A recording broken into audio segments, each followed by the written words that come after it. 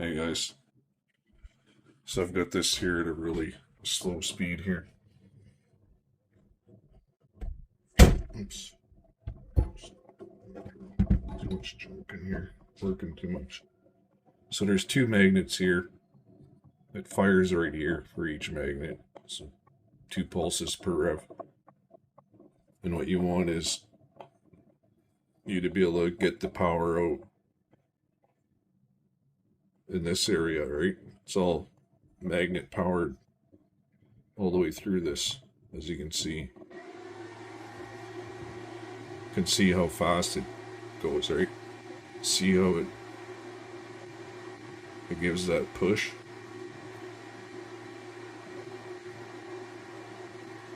It picks up a lot of speed as soon as it gets past that area. Like from there to there, it gives itself a really big push. And this rotor is just magnetically coupled, but it also fires off of this coil, the opposite side of the coil, right? And you can see here clearly on the scope, the bottom is the output, which is going to those lights right there. It's hard to pick it up on the camera. And the top is the input. Well, you can clearly see there's way more on the output. Top is just a really sharp spike. Like the top is the input. You can hardly even see it on here. The bottom is the output, and it's a really wide spike, which means there's current behind that, which is going into those lights right there.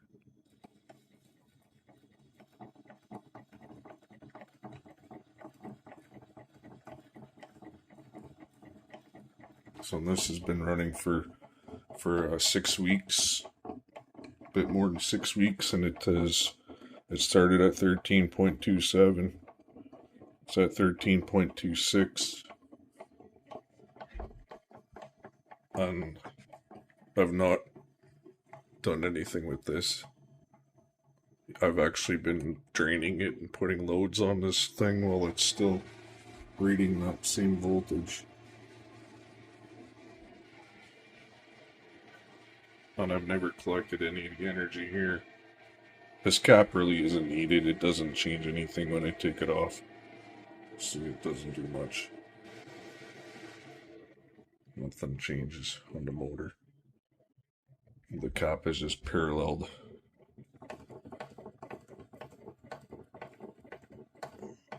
See, the negatives are paralleled and the cap is hooked up right here to the gauge right here.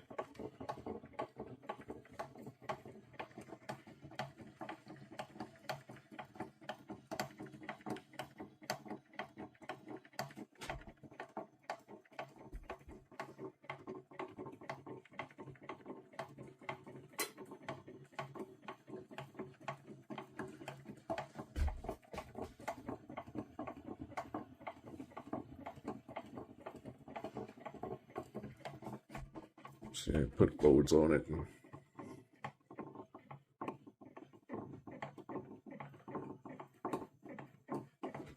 but you see, it's hard to tell in the camera, but you can see how this rotor pretty much stops and then it keeps going. And it has like stops and goes fast again.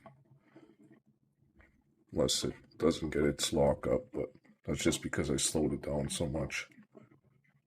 I got my hand in here. But once it gets going, there.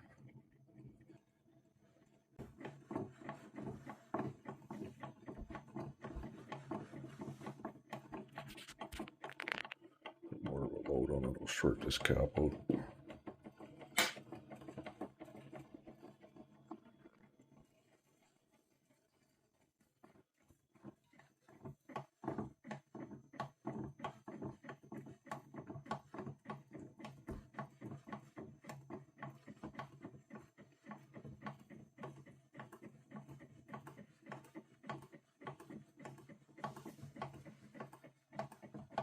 Sometimes it works better when there's a load on it because it doesn't let that little rotor get that big burst of speed that puts it out of time with the main rotor.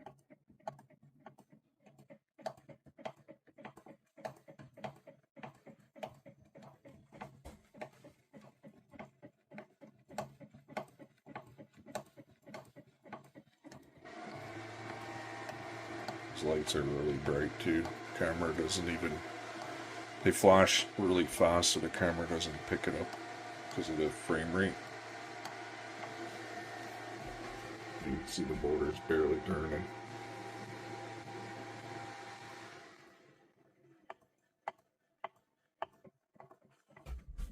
See how it's coupled easier. So I put more of a load on the rotor. Is that a lower voltage now, that cap?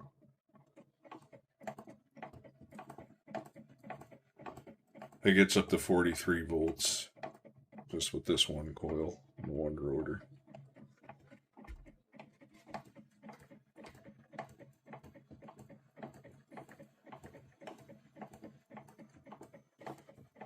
And like this, the motor's been running for over 6 weeks now. It started at 13.27, that's at 13.26. Right now I'm experimenting with getting the voltage that I know it'll be at its peak voltage at around 43 volts. So, you know, I can get my big cap bank here and charge it up to about 35 volts with this, and then transfer the power back into the input. And I'm not even going to bother with harvesting that energy yet.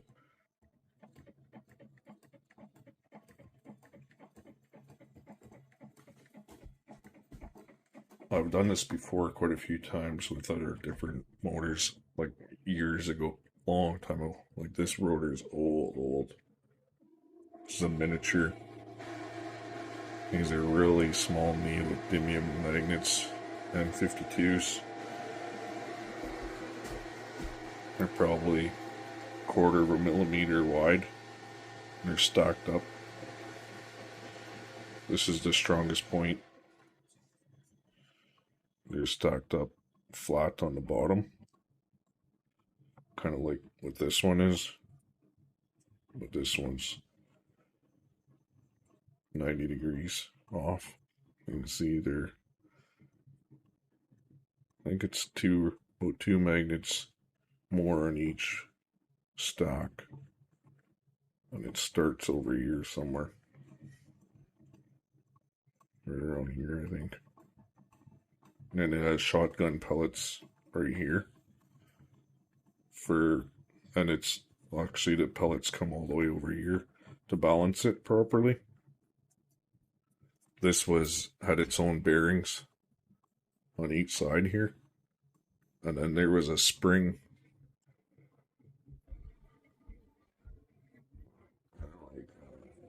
Should still have some maybe in here. Like these ones here.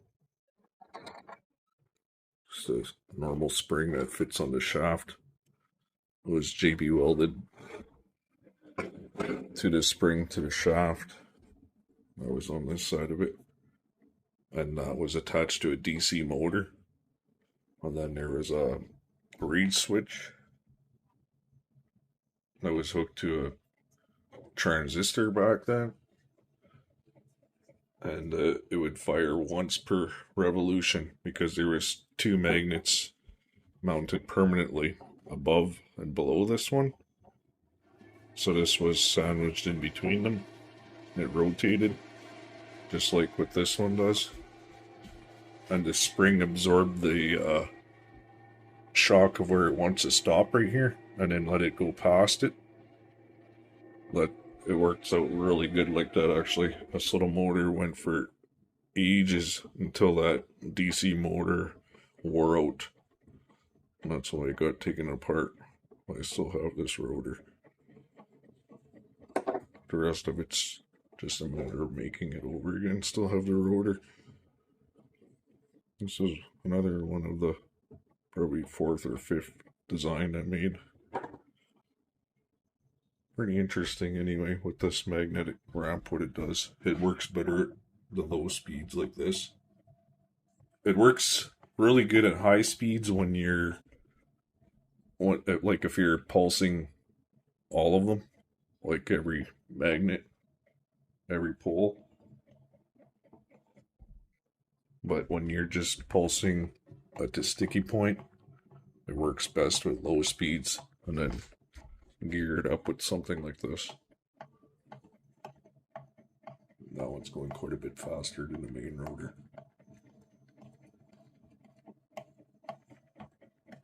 And it's just a matter of adding a lot of copper. There's 2.5 pounds there, number 30 wire, to get your voltages you need out of it and convert that to current with the caps.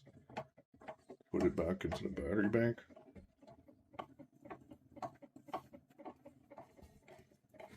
But this one could be made into a large scale, like with that ramp. The ramp would be the hardest and most expensive part to make, but